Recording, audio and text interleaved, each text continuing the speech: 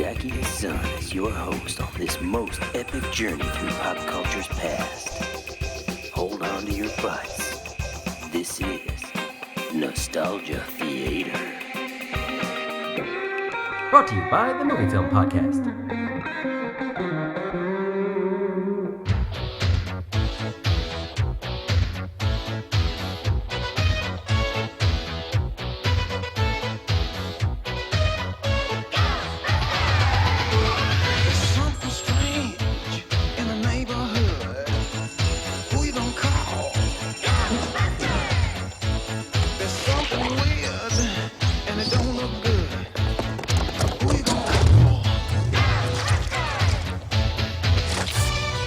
Hi everybody, welcome back to Nostalgia Theater. This is Zaki Hassan here, and we are in the midst of a revival of the Ghostbusters franchise, which is beloved for a whole lot of people, and it's also sparking a lot of anger among people who are very upset at seeing that thing they love turn into something that they may not love. And it's terrifying because, of course, we're all so mature that we can handle things changing from the way we're used to them. Now, that's a conversation that I intend to have with our guest, Samir Gardezi, who is just as big a fan of the Ghostbusters as I am. And Samir is a WGA award-winning Pakistani-American Muslim screenwriter and television writer who's written for Aliens in America, the Golden Globe-nominated Emmy-winning hit series Modern Family, Mr. Sunshine, Outsourced, and Goodwin Games. Samir has written for several networks, including Nickelodeon, Comedy Central, the CW, Fox, ABC, and NBC, and studios such as 20th Century Fox, Universal, and Disney. For his work on Modern Family, he was awarded a Writers Guild Award for his excellence in writing, and most recently he's collaborated with Daily Show's Trevor Noah, and he's also written or co-written the upcoming film Tiger Hunter. Did you co-write that, or was that was all you? Co-write. Okay. And that's directed by Lena Khan. And then you also have a new TV project you collaborated on with Hari Kondabolu. And what is that project?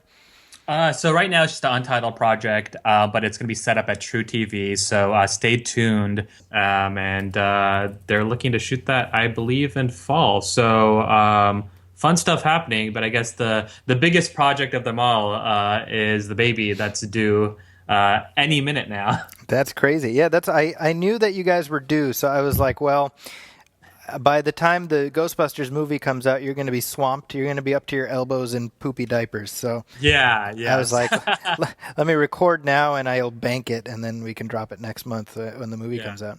And I feel like I can't naturally participate in the nerdum conversation about whether fans should see it or not, because I'm defaulted to changing poopy diapers. So I think the decision has been made for me. Well, and Ghostbusters has been around for all of our lives.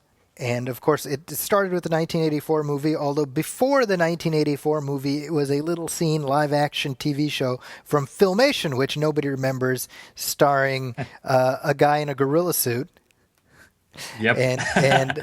And I think it was Forrest Tucker and Larry Storch from F Troop, and it's kind of funny that's like the hidden history of Ghostbusters. But of course, when we talk about Ghostbusters, we think of that theme song, we think of Bill Murray, we think of Dan Aykroyd, we think of the late great Harold Ramis, and of course the first film was 1984, the second film was 1989, and in between was the Real Ghostbusters animated series, and of course there was an array of merchandise and comic books and cereal and you name it. If you grew up in the 80s into the 90s, you could not escape the Ghostbusters influence. Samir, what was your first exposure to Ghostbusters?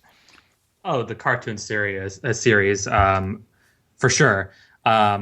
Mainly because at my age, I'm in my early 30s, I was a little bit too young to watch the motion picture.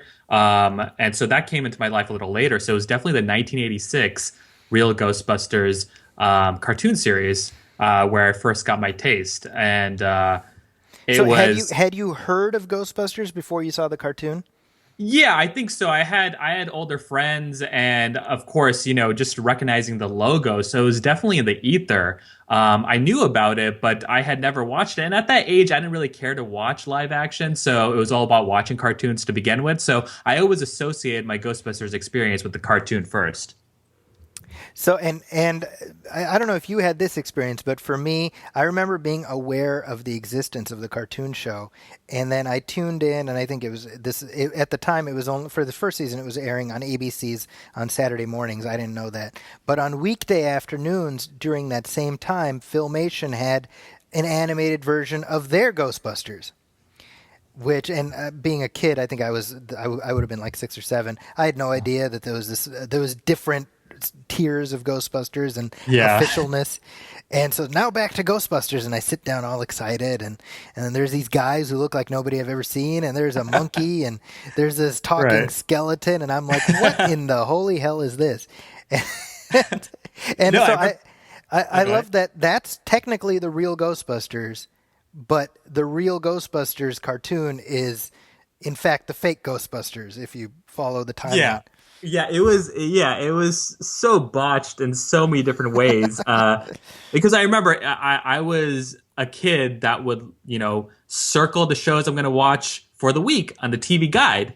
And they didn't make a distinction between the real Ghostbusters and Ghostbusters. So I remember going through that same, that same Foley and just being so upset because it's janky on so many different levels. The music, the animation, and it was such a low budget version. So I remember being equally as disappointed as you were during those, during those moments where it's like, I have my snacks ready, I have my fruit by the foot ready. Like it was awful. It was just completely awful. But I think that they banked on that. I mean, I think there's a reason why they were trying to kind of, dump that into the after school programming schedule. They were trying to make an effort, which is what upset me more because it's like it was clearly not the same. You can't pull this off.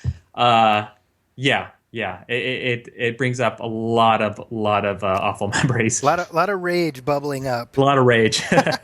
What's funny is I read an interview with Lou Scheimer, who is head of Filmation, and he passed away a couple of years ago. But he talked about how Columbia had to get permission from Filmation in order to use the name Ghostbusters, and it was a whole legal thing. And how this is like whoever their lawyer was, they should have fired him, Filmation, because they got whatever pittance of money that they got to allow the title use, but what they didn't get was a guarantee that they would do the cartoon show. Oh, interesting. Right? I mean, that's something that their lawyer could have demanded. Yeah. And when you think about it, you can pretty much draw a direct line between Filmation not doing the Columbia Ghostbusters animated version and that studio basically going belly up. Because I don't think they ever recovered from that mistake, because the Sony Ghostbusters, the Columbia Ghostbusters, which was of course produced by DiC, famously now if you talk to anybody who was active in animation during that era, they call DiC D-I-C. It stands for Do It Cheap. Are you serious? Well, I don't know if that was the actual title, but pretty much anybody who works in animation looked down their nose at DiC because it was kind of a crap factory of animation. And so the fact that they got the Ghostbusters show is almost by accident, because the show was too good for that studio. Because they had, just top of the line story editors. J. Michael Straczynski, who went on to create Babylon 5, was a story editor for a big chunk of those episodes. And it was really playing to a much wider audience than your average animated series. Yeah. Yeah, that's crazy. I had no idea, but I do remember the DiC, the DiC after the show. Oh, that's a crazy story. Yeah, they were notorious. To the point that they didn't want to pay for the likeness rights for the Ghostbusters. Interesting. So that's exactly, and that's kind of the characters that were developed based on that, and, and the action figures who look nothing like the actors. Yeah. And there's actually a famous story about this, and I don't know if it's apocryphal, but the voice actors were all told, don't do imitations of the movie people. And essentially, Maurice LaMarche, who did Egon, and of course he's like a famous voice actor. He also did the Brain on Pinky and the Brain. He was like, well, I don't know how else to play this character, and so his Egon sounds very similar to Harold Ramis. And the story goes that a few years after the show had been on the air, Bill Murray, who, Peter Venkman on the show was voiced by Lorenzo Music, who's also Garfield. Bill Murray supposedly heard the voice of Peter Venkman, and he was like, how come Harold's guy sounds like him, but my guy sounds like Garfield? And that's actually why they replaced Lorenzo Music with Dave Coulier for the second half of the series. And the irony of it all is, right, Bill Murray ends up playing Garfield 20 years after the fact. See, it's really... that's sort of universal karma coming back and biting him in the ass. Yeah. But to me, like, I guess, I guess because, and I guess this is a discussion I want to get into a little later, because the worlds kind of affect each other in so many different ways. Ghostbusters 2 was so heavily influenced by the animated series. So to see that happen, to see an animated series actually influencing the ethos, if you will, of the live action franchise, you rarely see that. Usually it's the opposite, and it stops there. You can even make a parallel to the Marvel universe where the films affect TV, but it's not vice versa. So I always found that so interesting. But then in talking about the voices, to me, I mean, like, when I heard Ray, and I forget who the actor is that voiced him, to me that's the Ray I know. Like, to me, that's the extension of Ray. Arsenio Hall, that's the extension of Winston. And I just feel like, because I wanted to, be a part of their lives so much more than the actual motion picture, is that it just became one for me. So that's interesting that that they definitely were forced to kind of make their own versions of the Ghostbuster characters. Yeah, I mean, to the point that, you mentioned Winston. Ernie Hudson auditioned for Winston on the cartoon. Yeah. And they said, no, we're going to go in a different direction for your own character. It's very weird how the animation industry works. I mean, you hear those stories. I feel like Ernie Hudson is like the tragic hero of the whole Ghostbusters saga, because it's like the guy just could not catch a break. I mean, he's given this interview where he talked about how much more of a prominent role his character was supposed to have. Right. Yeah, as Air Force pilot, and and him being like, even coming from the military world. Yeah, I mean, that there were layers. And I think that he said that he was on page 6 or something. And then the second time when he read the script, when he had already agreed to do the role, he comes in page 30 or 40. So yeah, there's memes that are thrown around where he's the only one at the Comic-Con conventions, still in his Ghostbuster uniform. And that makes me sad in a lot of ways, because it's, I think that Winston has always been undermined as a character on so many different forms. But I do feel like, and it's not the Ernie Hudson version, it's our Arsenio Hall version, I do feel like they gave Winston Zeddemore justice in the series in so many different ways, just from a character development aspect. Well, and let's talk about that a little bit. I mean, the cartoon show lasted for 140 episodes, which is practically unheard of for animation. I mean, generally speaking, an animated series, at least during that era, you would get 13 episodes if it was a weekly series, and if it was a weekday series, you'd get 65, and then you'd be done. Even now, my friend Sean has worked at Disney, and he's doing animation right now. He's like, once you get 65, that's basically it, because there's really no reason for a studio to be putting more money into a show that's just going to be rerun forever. So the fact that they got 140 episodes plus 33 Slimer spin-off shows, I mean, it tells you how much of a fan base there was for this series. It outlasted the movies by 3 years. Yeah. So, it really what do you think that was? I mean, where did that come from, you think? Well, I think it had to do with just the climate and the thirst for these kind of team characters that existed within the 80s and the early 90s, so have you the Ninja Turtles and things like that, G.I. Joe. So I always felt that there was a base for that in animation, in children's television.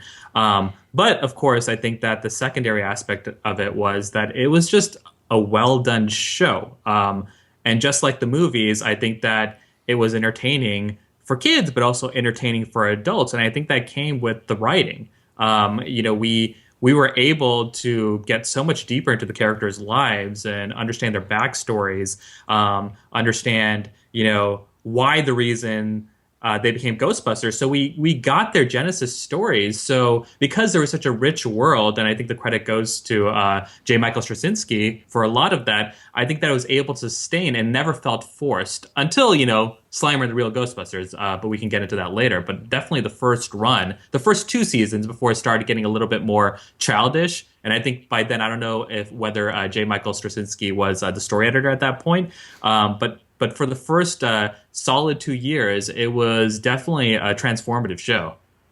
Yeah, and it very much, when you watch those early episodes, it fits in with the ethos of the then one film very well. I mean, you can see the cartoon being very easily a continuation of what started in the movie without too much dumbing down or anything like that.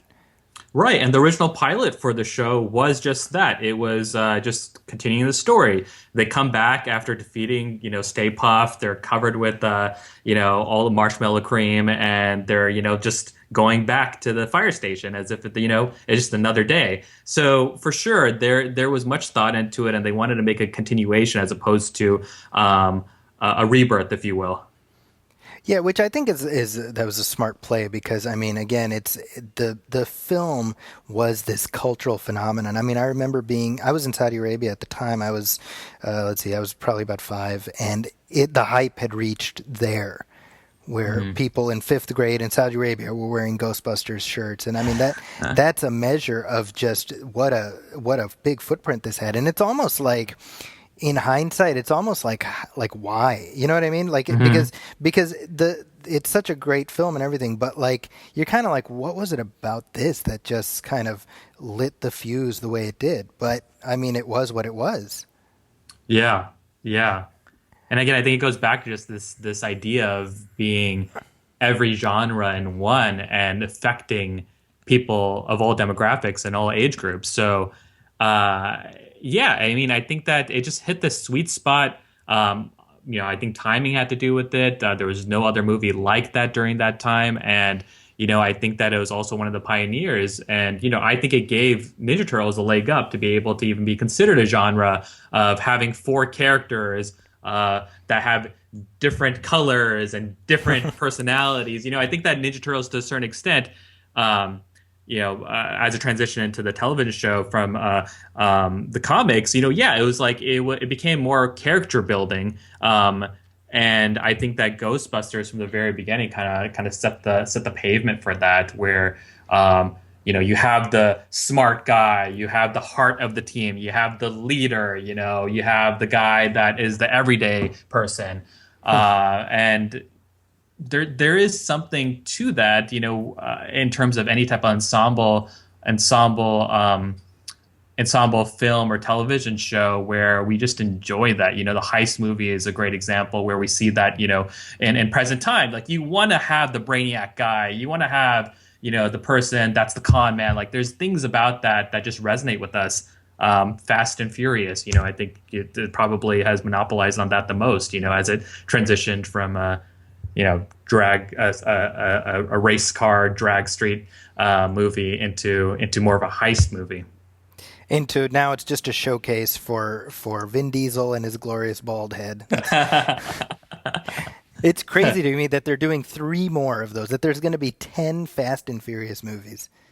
Yeah, God, yeah. I mean, if you would have told me in 2001 when the first movie comes out, like, check it out, 20 years from now, they're still going to be making these damn things. And I'm not even a hater. I actually like those movies. But, I mean, the idea that you would get such longevity out of it is kind of amazing to me. Yeah. But more power to them. Yeah, more power to them. Until you brought it up, I never would have made the connection between Ghostbusters and Ninja Turtles. But now that you have brought it up, I'm like, it's like A and B. I mean, they just flow into each other so perfectly.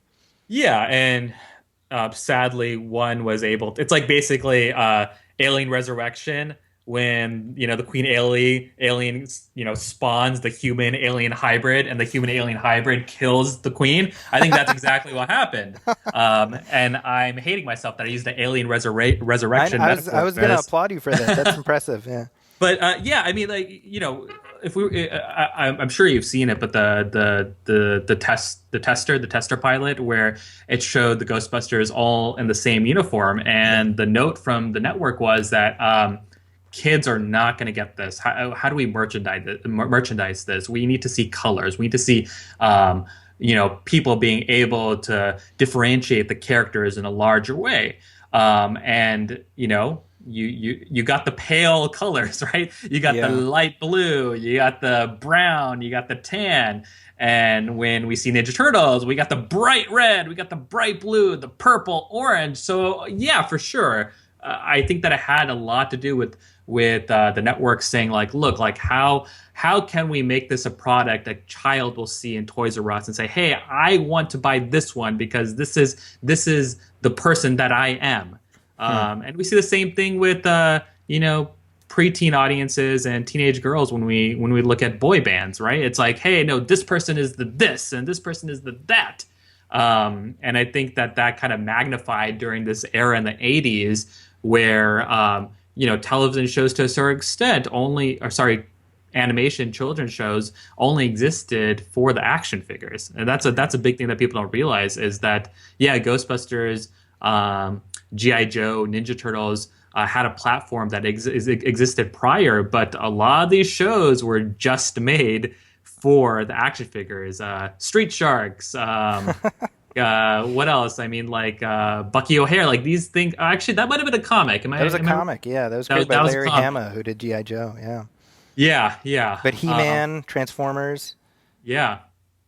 My Little Pony. I mean, basically, Hasbro and Marvel through the 80s had a whole host of animated shows that were just weekly 22-minute toy commercials. Yeah. And they were awesome toy commercials, but, I mean, let's not kid ourselves, yeah. Uh-huh. It's funny because just from what you're from you describing the linkage between Ninja Turtles and Ghostbusters, I'm thinking about how just a few episodes ago I had Chris Ryle on, who's the editor-in-chief of IDW Comics, and they publish both Ghostbusters and Ninja Turtles, and I'm like, we need to see the Ghostbusters Ninja Turtles crossover comic. Mm-hmm. It needs to happen. And they're both in New York. I think they should make it happen. I think why not? Yeah, now, I mean, there's ooze elements involved, ectoplasm ooze. Like, there's similarities. Come on, I think I think just talking about it with you, I'm like, we should work out a pitch and send it to Chris because I think there's a license to print money here potentially. Now you were probably what, like 5 or 6 when Ghostbusters 2 came out? Yeah, I was 6. Yeah, and that was one of the first movies I saw in the movie theater. So did you see that before the first one? It's hard to say. I feel like I probably saw parts of the first one. No, I take that back. No, by 88, for sure, I had watched the movie. Yeah, so I knew about it. Yeah. So now, this has been a conversation I've been having for the past few weeks because I feel like the world is divided into two groups of people. Well, let me rephrase. Ghostbusters fans are divided into 2 groups. Those who love everything and those who love the first movie and hate the second movie. Mm-hmm. Now, I happen to like the second one quite a bit. A lot of people hate it. Where do you stand on Ghostbusters 2? Oh, I love it. I mean, I think that it was one of my first movie watching experiences at the theater, so it holds a lot of value to me. So you can't separate that from the film itself. You can't separate that experience. I mean, I think that it's so much larger than that. For so many different things. Because I think that Ghostbusters 2 was made for the fans of the animated series. And there's so many nods to that. The fact that Janine was, much more of this vivacious character. And I actually think that the Slimer of the Ghostbusters took a nod from Ghostbusters 2 on that. But Louis Tully, of course, he actually became a Ghostbuster. Where did that come from? That came from the animated series. But didn't the animated series do that after the second movie? They did the Janine thing for sure after the second movie. But I feel like there was an episode where you know what? I might be wrong. I think I'm entirely wrong. Yeah, Louis Tully was a character that was brought in after in the Slimer and the Real Ghostbusters. Yeah, after Ghostbusters 2. Okay. Right, yes, because he hadn't been on the cartoon during the Yeah, time between yeah, the two movies, right? yeah, you're right. Yeah, I think yeah, you're right. But Slimer, I Yeah. think that So Lewis is in seasons 5 and 6. So that would be the last two seasons Mhm. after Ghostbusters 2. Yeah, yeah. But the affinity of Slimer, I Yeah, for think, sure. yeah, definitely kind of um, came together in Ghostbusters 2. So I And don't know. and just the fact that Slimer has a name. I mean, I think he's credited, quote unquote, as Slimer at the end of the movie, and I think he was just Green Ghost in the first movie. Yeah, So I yeah. mean, he's a character, and he's a beloved character and an iconic character because of the cartoon. Yeah, yeah. So there's all these things that I don't think that would totally work had it not been for the animated series, to kind of wedge it in a certain direction. But yeah, I mean, for me, like I think the ectoplasm aspect, um, and the Statue of Liberty, like those two ideas in themselves, I think were pure genius. Now, in terms of the execution, yeah, I mean, there's a lot of things that could have been done better, and I think there's a lot of directions that could have gone in. But I still think that it's a really fun movie and a smart movie, and it didn't let go of the science. I think that the science aspect of it was still there, and how they defeated Vigo. What I still think is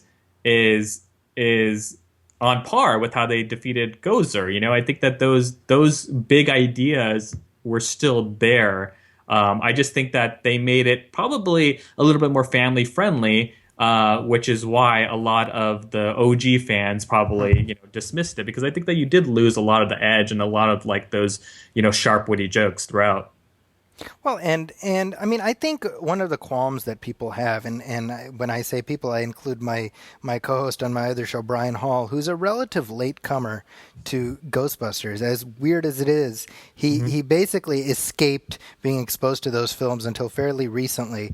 And he liked he likes the first film a lot. But his comment about the second one is it's fine, but he didn't like how they essentially undid the first movie and redid the first part of the first movie in the first part of the second movie.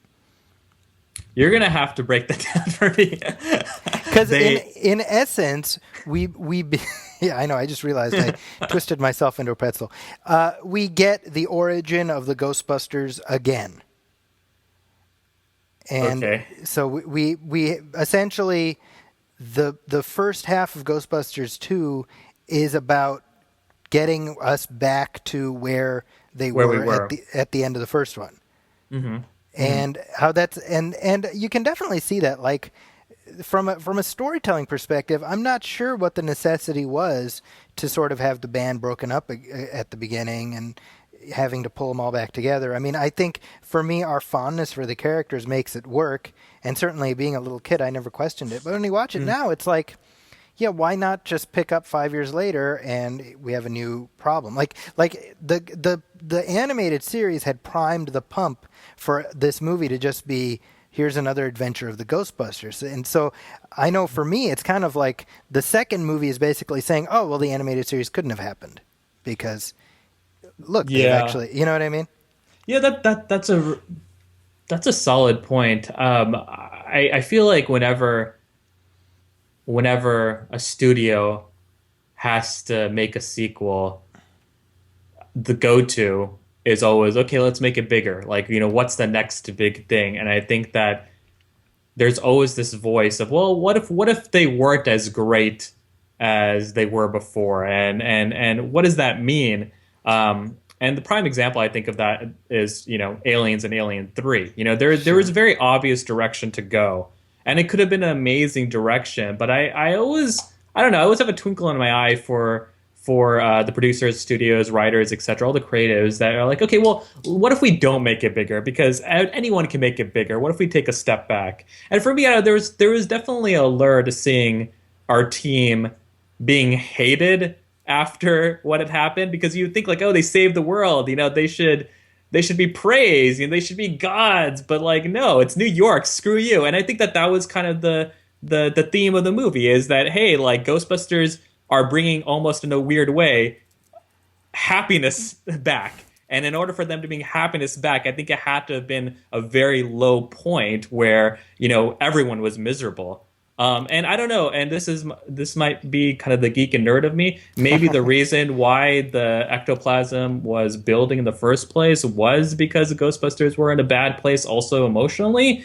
So I don't know. Maybe Brian might have something, but I do think that the plot services the idea of them being at a low point, trying to get to the high again. And I also think that we're going to definitely see this with the reboot. And I don't know if it's a good thing or a bad thing, but I think that it's definitely a scene stealing moment is when the team has their first victory, and we see the ballroom scene in part 1, and then of course the courtroom scene. Could you have done that if the Ghostbusters were in a good place? Like, I feel like that moment resonated for me because, they were going to be convicted. They were completely, made out to be fools in front of the general public. Like, it's a light show. The judge hated them. The lawyer was really rude to them. And then they saved them, So it makes sense to me. But I also do understand that, okay, what would happen if it took the approach of the animated series and, they were just kind of this bona fide company, that existed and it was just going on doing their next mission. That courtroom scene, by the way, is just fantastic. I have to give it up for Harris Yulin as the judge, who just, he dials it up to 15. Right. The Scolari brothers! Shut up! That was really intense scene. The bubbling up and his veins on his forehead and it just like the wind blowing. That was an intense scene.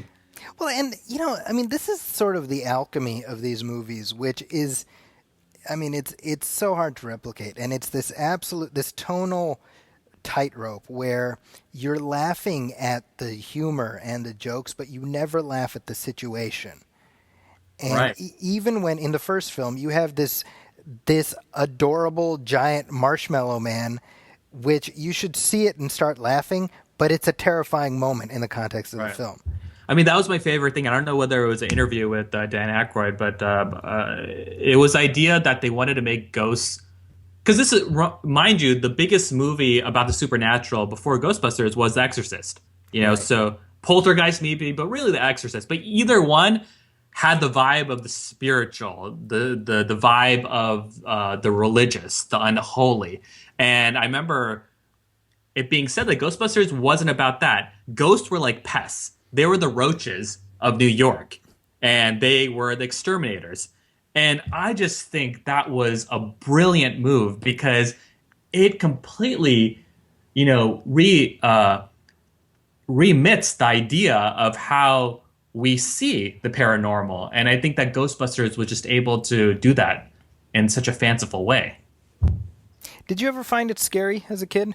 Oh, absolutely. The librarian scene still freaked me out. And even the beginning, like, I wrote about this on a Facebook post, but there's so many emotions that take part in the movie and so many things I just didn't understand. And still certain things kind of bug me.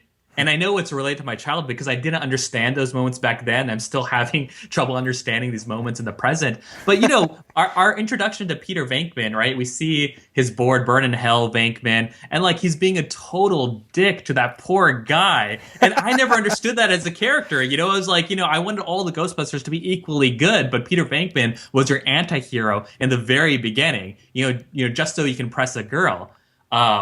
Which was just, oh my God. And like how he slapped Ray, like all these things, like I just didn't understand. But to me now it makes perfect sense, and understand the character development, but it's still like, it bothers me. It's like, why are you being mean to Ray? Like, why are you doing that? That's really, it's funny. Because he is the hero and, they nail his character pretty early on that he's just a con man and he's in it to get laid basically. Right. And any situation he walks into, he's like, how can Peter Venkman come out ahead? Yeah, exactly. But here's the interesting thing. I think, and this is on the commentary track with Harold Ramis and Ivan Reitman, where the moment when they're shutting down the containment unit and William Atherton is there, he's not con man Peter Venkman. He's serious Peter Venkman. Right. And how the seriousness of that moment, you buy it because because, he's like, don't shut it down. He's not messing around. Like, he knows it's not a joke. Yeah, that's very true. And he almost legitimizes the authority a little bit too, because it felt like, oh, Egon's just a nerd. Like, who cares? Like we can step over him, and then Janine, is a woman, so like that doesn't matter. So the authority was lost there because these people would definitely not be seen as these heroic figures. But then Peter comes, and it ends up being like, okay, you've saved us. That's the moment that's the feeling I get in that moment always, is that, oh, he came to save this moment, and now they have backup, because otherwise it wouldn't work.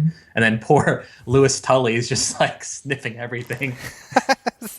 It's so funny that originally they wanted John Candy for that role, because I'm sure John Candy could have done something amazing, but it's pretty hard to imagine anybody but Rick Moranis as Louis. Yeah. Oh yeah. Such a brilliant character too. In all this, like, yeah, fantastic. And wait, hold on 1 second. You got it. I have to go because it sounds like my wife is having contractions. Oh, okay. Well, to be continued. To be continued. Well, let's take a little break while Samir and his wife have their baby, and we'll meet back right after this. The real Ghostbusters will return after these messages. There's something strange in the neighborhood. So who are you gonna call? Ghostbusters! Each sold separately. See any ghosts? Not yet. Pigman, it's back to the bone. Give me out. Looks like it really is home, Stan. Safe. Not so safe. It's Sludge Bucket. What a slide. I've been gooped. Activate the turtle blaster. We ain't afraid no ghosts. Wow. Peter Venkman, Bad to the Bone, and Sludge Bucket with ectoplasm, each sold separately. Ghostbusters from Kenner. We now return to the real Ghostbusters. And we're back. It's a month later. Samir has had his baby. So let's rejoin the conversation already in progress. I just want to note that you are responsible for putting my wife into labor. So let's keep that on the record. Did you see the new Ghostbusters yet? I'm assuming you haven't. I haven't yet, and it's going to be one of those Simpsons itchy and scratchy things, I feel, where I'll end up watching it a little bit too late and just kind of having no external reaction to it. I'll be like, yeah, exactly like your post. That was a fine movie. Time to move on with life. Which is sad, because I feel like I should have been more involved. I feel like I should have tried harder to get my agents to get me to go to the premiere. But I have a newborn, and like life changes, and it's one of those things where I've kind of slowly realized, like, oh, it isn't that big of a deal. It's a movie. Isn't that funny? Yeah. But I just read your review actually, and I kind of figured that's what it would be. Like, I think that what I'll take away from the movie is just 4 cast members having a really fun time enjoying themselves, and in a weird way. And I was talking to a friend about this, and I don't know if I'm kind of on the fringe with this argument, but it feels like that kind of rapport of being friends and joking around didn't really exist with the original Ghostbusters. That's not to say that the cast and ensemble wasn't, pristine and immaculate, but Peter Venkman was kind of a dick to Ray, you know what I mean? And and he was kind of a dick to Egon. Right. Yeah, and Winston was super estranged. So it was I always felt like, I remember at a young age, when Peter smacks Ray across the head, I'm like, why would you do that to your friend, your colleague? My God. So it was different. And I think that, from what I've seen from the clips and from your review and some other reviews, people are saying oh, wow, it's like magic on the screen, and they're enjoying each other's company. And that's kind of cool.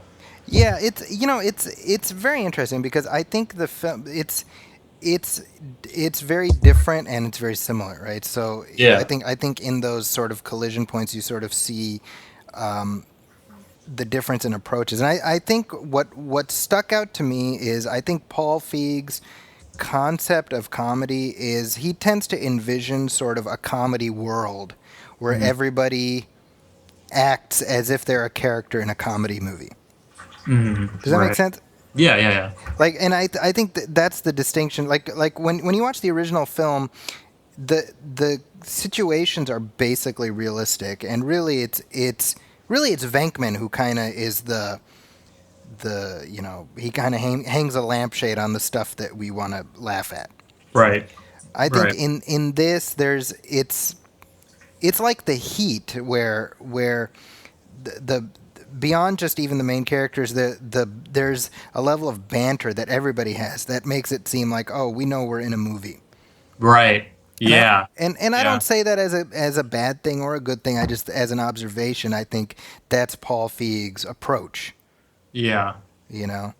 Yeah, and that makes a lot of sense, and I think that the original assumption of Ghostbusters like comes from a kind of a not I don't want to say dark place, but when Dan Aykroyd was conceiving it, and the haunted house and stuff like that, like I think that it manifested into comedy. I think probably much later on than this movie, right? So it's like I think that we remember Ghostbusters as this seminal comedic flick, but I think that in a way it's considering how we've seen Dan Aykroyd in later years and how maybe not so grounded as an individual he may be, but like I think that it maybe came from kind of releasing his inner demons, so to speak, and kind of making sense of some of these experiences he probably dealt with in his formative years. So interesting point. That's I'm going to think about that a little bit more. Yeah, it's like there's a scene. It's like, I'll give you an example, right? Like in the original movie, when the dean tells them, "Hey, you guys are out of here," right? It's the scene is basically played straight, right? And we get it in that context. In the new movie, for example, there's something comparable where you have Melissa McCarthy and what's her name, Kate McKinnon, represent this institution, and basically the institution is like, we want you out, right? But the way it's set up, you have the dean is the guy on the Tonight Show, the sidekick. What's his name? Jimmy Fallon's sidekick. I'm drawing a blank on his name, but he's presented as kind of this moron, and he's like, hey, get out of here. And then he's like, hey, here's a bird for you. And he flips him off. And he's like, oh, look, here's another bird. And it's like heightened, right? So it feels very comfortable in a Paul Feig movie. Yeah. But you can see how that would be out of place in either of the Reitman movies. Yeah. And I think that just might be a generational difference, like how yeah, and how you said it's like Ghostbusters is like an 80s comedy. I could also look at Beverly Hills Cop, a comedy, but like everything is so real, everything is, and the stakes are so high. So I don't know, that's interesting. I mean, I wonder why that's so, but I guess everything is kind of so transparent and self-reflexive nowadays that to write something straight, I'm wondering if creatives think like, well, no one's going to buy that moment. It's not real enough. Yeah, see, and that's kind of the interesting thing, because I was having this conversation about with somebody else about how comedy sequels generally don't work. Mm-hmm. And I think history bears that out, right? And when you look at like Austin Powers and the Fokker movies and Airplane, generally speaking, comedy sequels are like horror sequels, mm-hmm. where you just you play the same beats, but you dial it up. Right. And I think with Ghostbusters, the reason that the premise for Ghostbusters lends itself to sequels is because it's not a true comedy. It's a hybrid. So it's an adventure comedy. It's like Lethal Weapon. Right. Where Lethal Weapon is an action movie framework, we find comedy in it because the characters are funny. Though you wouldn't argue that Ghostbusters 2 was pretty much just kind of a equal in a way, because beat for beat it was the exact same movie. Yes, so I would say that the Ghostbusters can lend itself to a sequel that's different. This is actually the problem. Is I think that with Ghostbusters 2 they didn't, and I like the movie, and I know you do too. They didn't avail themselves of where the ball lay at the end of the first movie. I think they felt this need to break the band up and get back together, and that's. It's essentially, I said this elsewhere, but it's like we have 3 Ghostbusters movies, and we have 3 origin stories of the Ghostbusters. Mm-hmm. Mm-hmm. And it's like, let's play a different tune, Yeah. That makes a lot of sense. But I Yeah. mean, what do you think about where this franchise is headed? I mean, you're as big a fan as you are. I saw you have a little Ghostbuster onesie for your kid. Yeah, which he's going to wear tomorrow, and I'll definitely be posting pictures of that.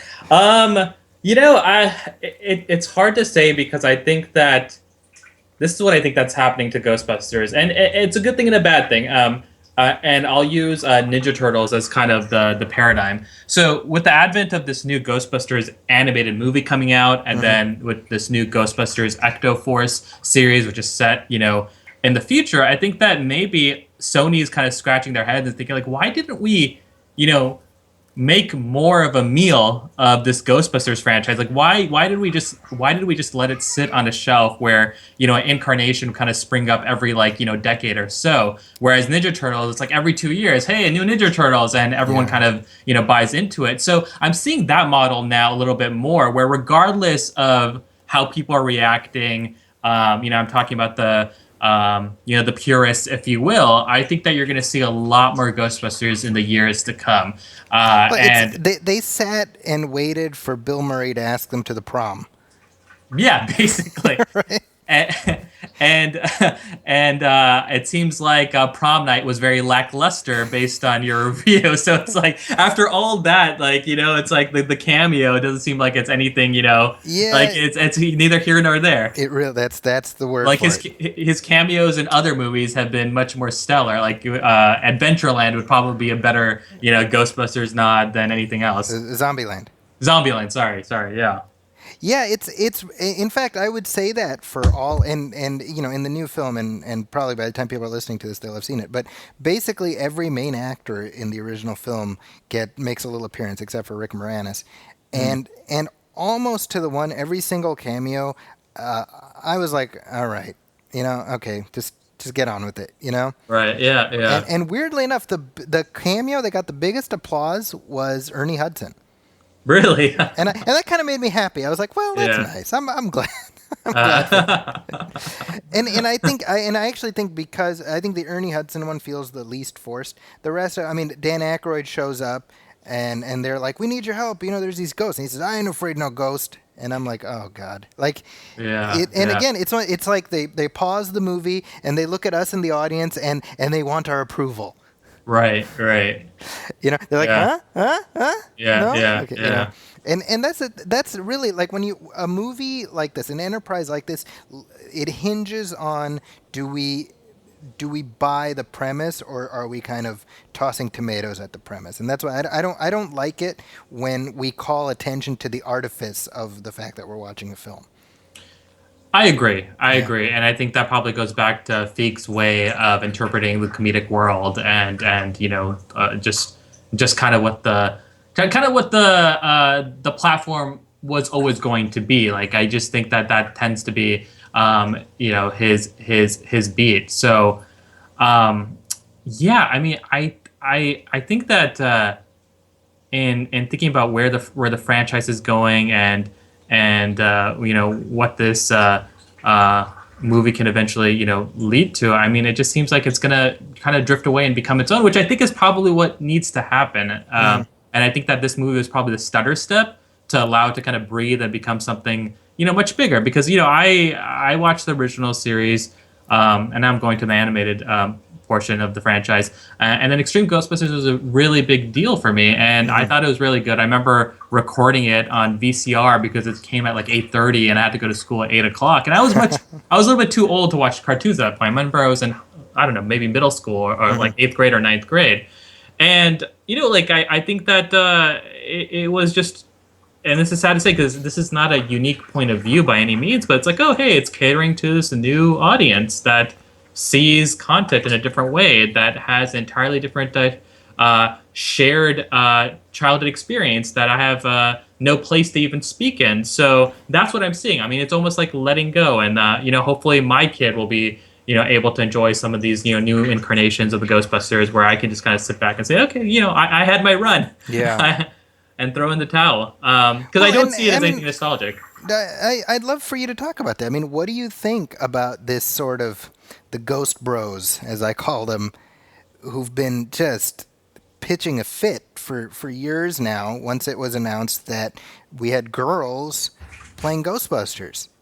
Well, so this is what I think it is, and it's a weird thing because I think growing up, I feel like my generation, which is like, I think you're technically not a millennial at all, correct?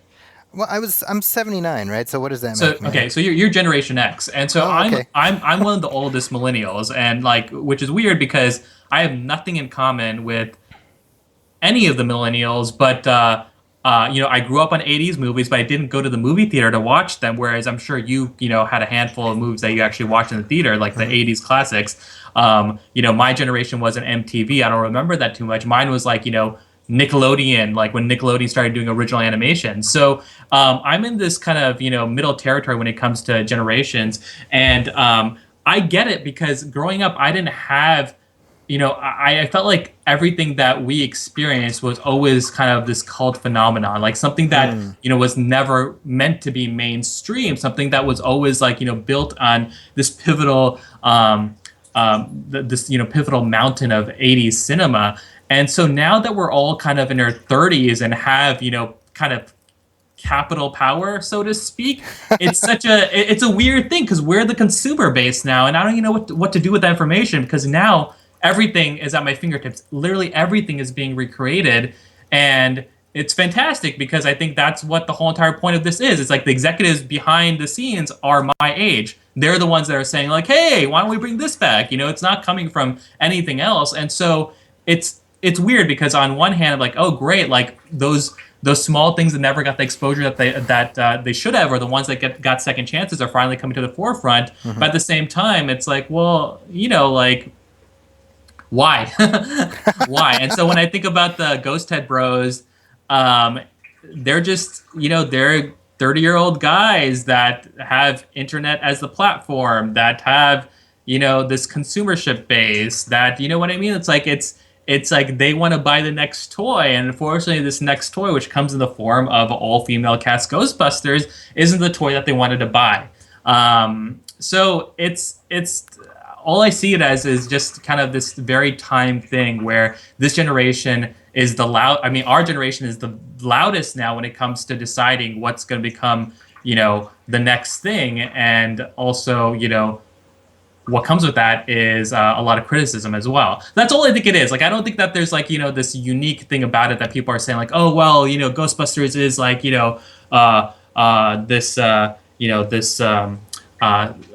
this seminal movie and the greatest comedy of all time. Like, no, I just, it's a great movie, and obviously I have a huge childhood attachment to it, but I think that it's just one of those things where people can just speak very loudly about it and not, have, I'm trying not to make light of the criticism, but I just think that's it. I don't think that it's anything, that unique per se. I just think that it just ended up snowballing into something bigger. Yeah. Well, and something I've said on my other show is I think the older you get, in theory, the more you learn to let stuff go.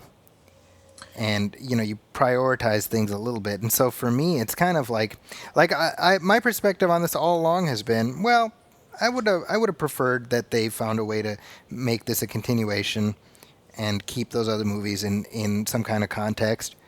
But what do you do? Like that, and what do you do becomes kind of a slogan that you use a lot in life. Because life's too short. And, as you mentioned, just a few minutes ago, once you have kids and once you have real responsibilities, it's like, well, we have tiers of things that need to be, forefront of my concern. And this is not in those tiers, Yeah. But it's just the level of vitriol has again, I'm almost envious of people having that much energy, because at any given moment I'm like one Red Bull away from just passing out indefinitely. So I'm like, well, I wish I had that much energy. I'd probably focus it in other directions, but what do you do? Yeah. I'm trying to think of something else that would elicit, because it's also the timing, right? Like, I think that so much time has gone by since we've seen anything And so that just kind of built up. It's a pressure cooker. Yeah. But I don't know. And maybe it is a nod to some of the other 80s franchises that are kind of taking, the quote unquote right route with Alien 5 with Sigourney Weaver coming back. Sure. But who knows? That might be a stinker. I mean, it's really hit or miss now when it comes to these franchise developments, and especially since it's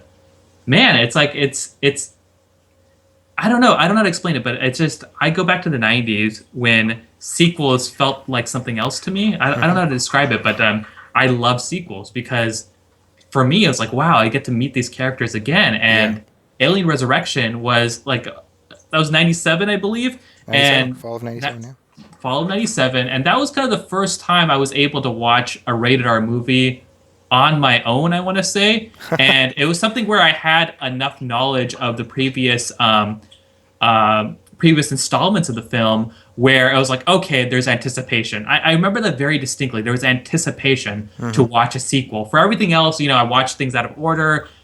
Freddy movies, Jason, even Ghostbusters. Like, I watched 2 first, then 1. But the Alien series, this was the first one I'm going to go to movie theaters and watch it and understand completely what was going on. And at the time, I was like, oh, this is fantastic, because I just wanted to see it because I was so happy. But now I feel like maybe I'm slightly catatonic, because I feel like the stories have ended for me, and I don't know if that's unnecessarily poetic, but like I'm good. Like, Ripley died in Alien 3, like that in my mind, like that's it for me. Like that's for me. I go back even further. I'm like, as far as I'm concerned, Ripley has her happy ending. She went off with Hicks and Newt, and we don't know what happened after that.